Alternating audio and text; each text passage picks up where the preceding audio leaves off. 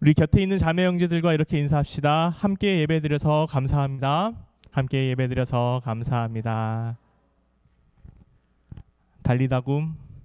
예. 저희 일어나시기를 기도합니다. 달리다굼. 예, 기도합니다. 사순절이 시작되었습니다. 사순절은 정해져 있는 날짜예요. 무엇이냐면 부활절로부터 주일을 뺀 40일을 사순절로 지킵니다. 그럼 부활절을 어떻게 지키냐? 춘분 뒤 첫 만월 보름이죠. 그 다음에 오는 주일이 부활절이에요. 그래서 올해는 4월 20일이 부활주일이고, 지난 수요일을 재해 수요일, 애쉬 웬즈데이라고 해서 이제 워낙에 예전에 모든 사람이 흙에서 왔으므로 너희도 흙으로 돌아갈 것이야 라며 재를 태워서 이마에 십자가를 그려주는 전통으로부터 시작된 그 재해 수요일을 보내고, 성경에 나오는 자신의 죄를 시인하며 회개할 때 죄를 뒤집어 쓰는 모습을 보며 우리의 죄를 돌이키는 절기가 이 사순절 절기입니다. 그래서 지난 수요일부터 이제 부활절이 오기 전까지 40일을 우리는 이제 사순절로 지키게 됩니다.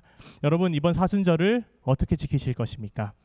사순절을 생각할 때 많은 사람들이 예수님께서 고통받은 절기시니까 많이 좀 엄숙하고, 실제로 교회에서는 할렐루야도 안 합니다. 할렐루야도 이제 일부러 하지 않으면서 주님의 그 고난을 엄숙히 지키긴 하죠.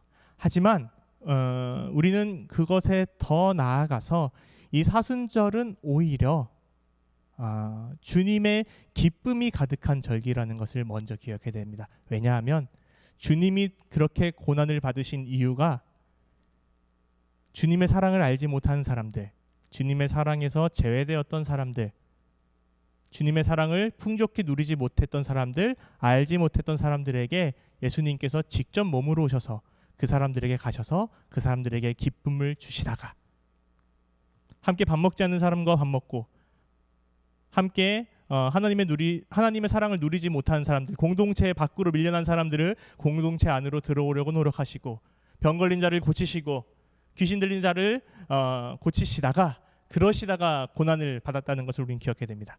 그래서 우리는 오히려 엄숙하게 하나님의 사랑을 위해서 기쁨이 가득한, 하나님의 사랑을 모르는 사람들에게 기쁨이 가득한 사순절을 보낼 수 있어야 됩니다. 자, 이번 그렇게 우리 사순절을 보내시기에 앞서서 오늘 사순절 첫 번째 주일 바울의 말씀을 통해서 우리가 이 사순절을 어떻게 지내면 좋을지 더 깊이 한번 살펴보고자 합니다.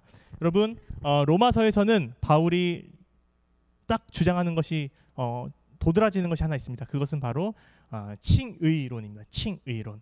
의롭다 여김을 받는다라는 말입니다. 누구로부터? 하나님으로부터. 왜 그런 말이 생겼을까요?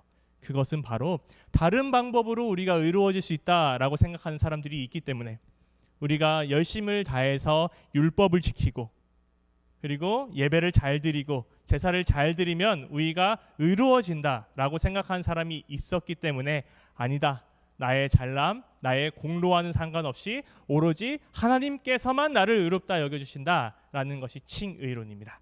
자, 이제 어려운 이야기는 다 집어치우고 이 칭의론에 대해서 조금만 더 편하게 이야기를 하고자 합니다. 오늘 말씀을 딱 두 가지로 이야기하면 이것입니다. 의롭다 여긴 것이랑 구원을 얻는 것.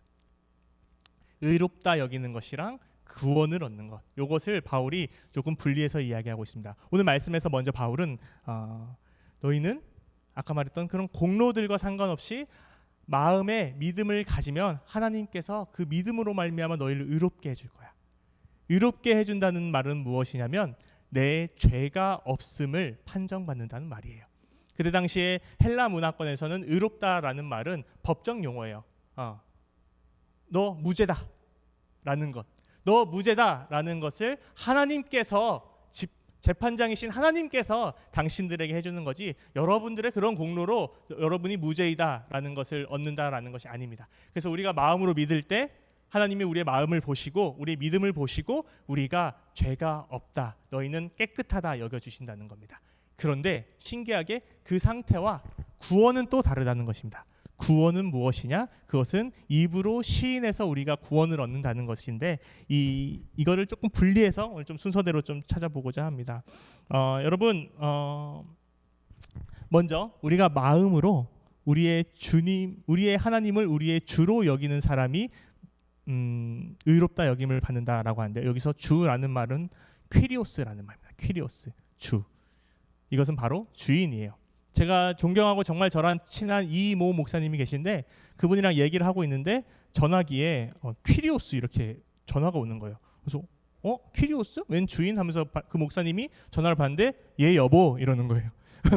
그러니까 그 목사님이 그분의 사모님을 주인으로 여기면서 살아가고 있다는 그런 거예요. 이제 그리고 반대편으로 그러면 사모님은 목사님 뭐라고 저장되어 있어요? 그러니까 둘로스, 종 이렇게 저장되어 있어요. 그러니까 그런 게 주종이죠.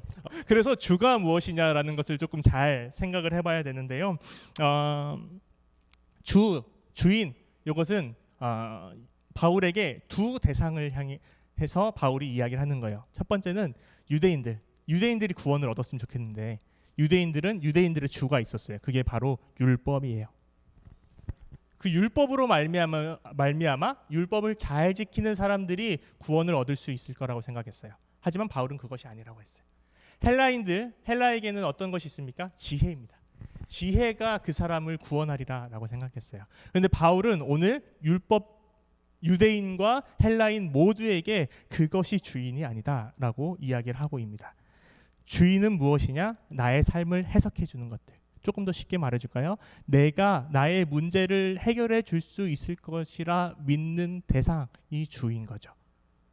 율법주의자도 헬라인도 완벽하게 틀린 건 아니에요. 왜냐하면 율법도 하나님에 대해서 가리키는 표지판 정도는 될 수 있어요. 지혜도 하나님에 대해서 하나님이 어떤 분이신지 알려줄 수 있는 표지판 정도는 될 수 있어요. 하지만 바울이 이야기하는 것은 그것은 다만 하나님에 대해서 알려줄 수는 있지만 하나님 그 자체는 아니시고 그것을 통해서 우리를 구원에 이르게 하시는 우리를 죄가 없다 말씀하시는 하나님을 우리의 주인으로 삼아야 된다라는 것을 바울이 말씀하고 계신 거죠. 저는 오늘 예배 전에 여러분에게 질문을 했습니다. 아마 바울 사도께서 오늘 있었다면 오늘날에도 물어봤을 것 같아요. 율법주의자 헬라인이 큰 범주잖아요. 오늘날 살아가는 사람들에게 물어볼 것입니다. 지금 당신의 모든 문제를 해결해 줄 거라고 믿는 것이 무엇이냐? 교회 다니는 사람들은 우리 하나님을 주인이라고 고백하지만 정말로 물어보고 싶습니다. 저에게도 물어보는 거예요, 사실은. 하나님이 정말 나의 모든 어려움, 모든 고통, 모든 두려움과 막연함을 해석해 주시고 해결해 주실 거라고 믿으세요? 하나님이 그걸 정말 해결해 줄 거라고 믿으세요? 우리의 불안함을? 저는 맞다고 대답을 못 하겠더라고요. 더 많은 게 있어요.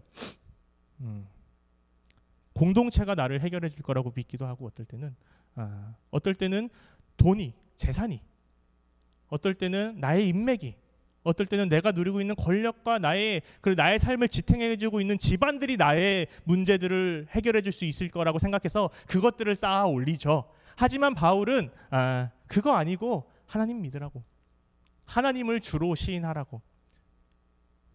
마태복음 6장에 보시면 돈과 하나님을 동시에 섬길 수 없다라고 하시는 말씀도 같은 맥락인 것 같아요. 근데 마태복음 6장을 보시면은 우리에게 예수님께서 말해주신 것이 무엇이냐면 진짜 주를 섬기고 돈이 중요하지 않다는 게 아니라 그 뒤에 나오는 무엇을 먹느냐, 무엇을 마실까, 무엇을 입을까 걱정하지 말라는 말도 마태복음 6장에서 쭉 이어나오는데요. 무엇을 먹고 무엇을 마시고 무엇을 입는 게 안 중요하다는 것이 아니라 주님으로 말미암아 그것들을 다시 해석하는 것이 중요하다라는 거죠. 일단 주님으로 나의 삶을 해석하고 그 다음의 것들을 그 아래에서 이것들을 해석해 나가야 되는데 우리는 이상하게 그런 부산물들을 우리의 주인으로 삼아가고 있다.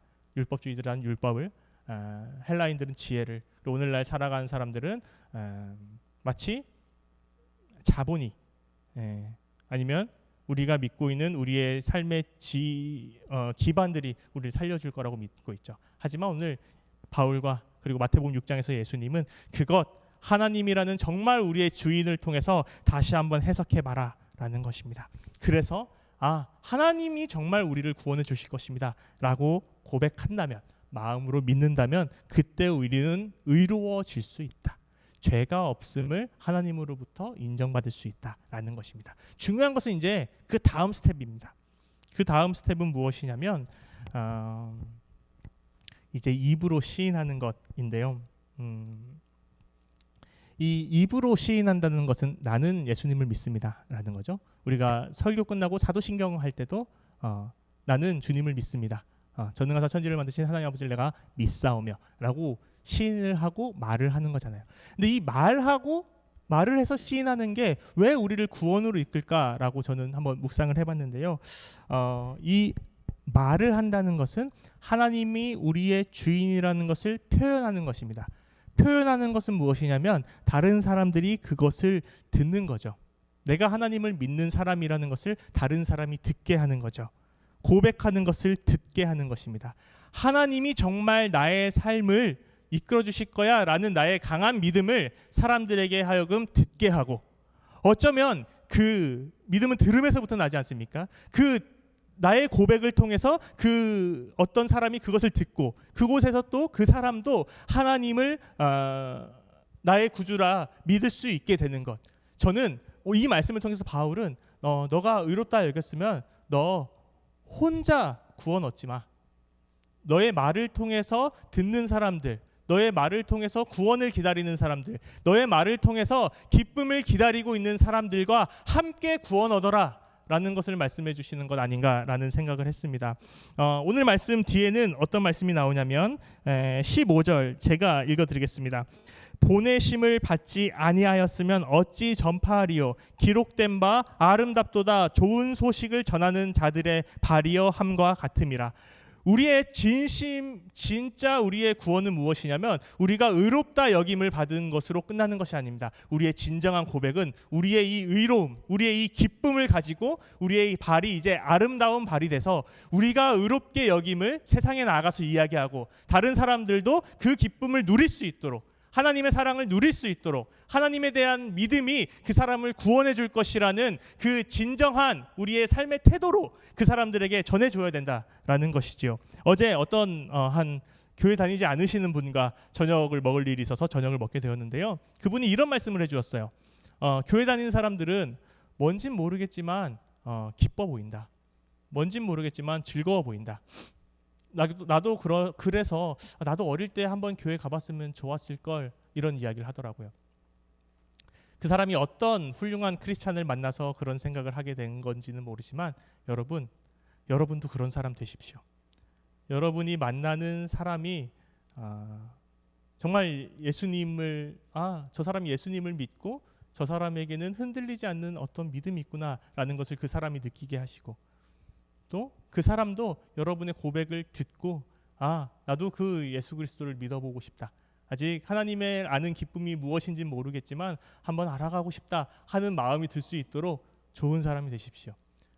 그 사람에게 기쁜 소식을 가지고 와서 그 사람의 문제가 회복될 수 있도록 진심으로 같이 기도해주고, 그 사람에게 정말 그 사람을 선한 마음으로 대해주고, 정말 그 사람에게 귀한 말 해주고, 정말 그 사람에게 예수 그리스도를 믿어서 왜 기쁜지 이야기해 줄 수 있는 그런 신앙 청년 여러분 될 수 있기를 바랍니다. 우리가 마음으로 믿을 때 하나님께서는 우리를 의롭다 여겨주실 것이고, 또 우리가 입으로 시인하며 예수 그리스도를 고백할 때 그 순간 우리가 정말 복음을 가지고 우리의 기쁜 발로 세상에 나아가서 예수 그리스도가 우리의 주인입니다, 나는 겁날 것이 없습니다 고백할 때 우리는 나 혼자만 구원을 얻고 나 혼자만 의로움을 여기는 것이 아니라 우리 함께 구원을 얻을 수 있는 것이죠. 기쁨이 없는 곳에 각자의 표현을 가지고 가십시오. 각자의 장기, 하나님이 주신 각자의 달란트, 하나님이 주신 각자의 성향을 가지고 그것을 가지고 엄숙하게 달려가십시오. 진지하게 사람들을 대하시고 사랑스러운 눈으로 아주 세밀하게 사람들을 대하시고, 그래서 내가 얻은 기쁨을 사람들도 얻을 수 있도록 고민하고 기도하고 또 나눌 수 있는 그런 우리의 사순절이 될 수 있기를 간절히 주님의 이름으로 축원합니다. 오늘 주신 말씀 기억하면서 침묵으로 기도하겠습니다.